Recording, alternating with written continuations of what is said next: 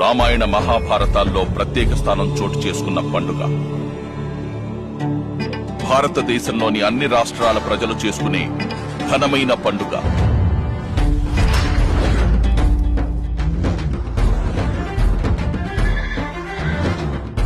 కురుక్షేత్రంలో అర్జునుడు కౌరవుల మీద, శ్రీరాముడు రావణాసురుడి మీద, దుర్గాదేవి మహిషాసురుని మీద విజయం సాధించారు.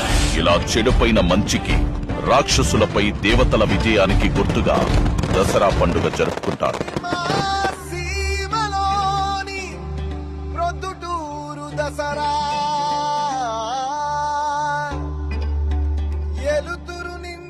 దసరా పండుగ వచ్చిందంటే ఆ 11 రోజులు మా ఊరిలో ఎక్కడున్నా గానీ అన్ని పండుగలు వేసుకుని వచ్చి మా ఊర్లో ఉంటారు.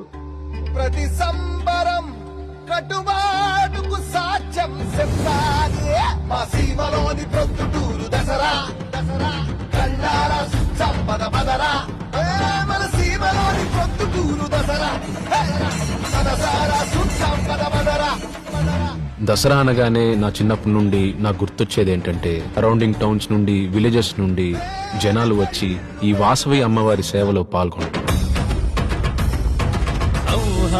సాక్షిగా సంబరం మొదలాయనే,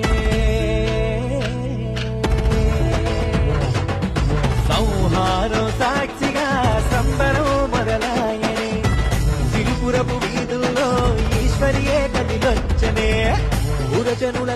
ఈ బొమ్మల్ని ప్రతి సంవత్సరం మద్రాస్ మొత్తం తిరిగి మట్టితో చేసిన బొమ్మలను మాత్రమే అక్కడి నుండి తీసుకొస్తారు.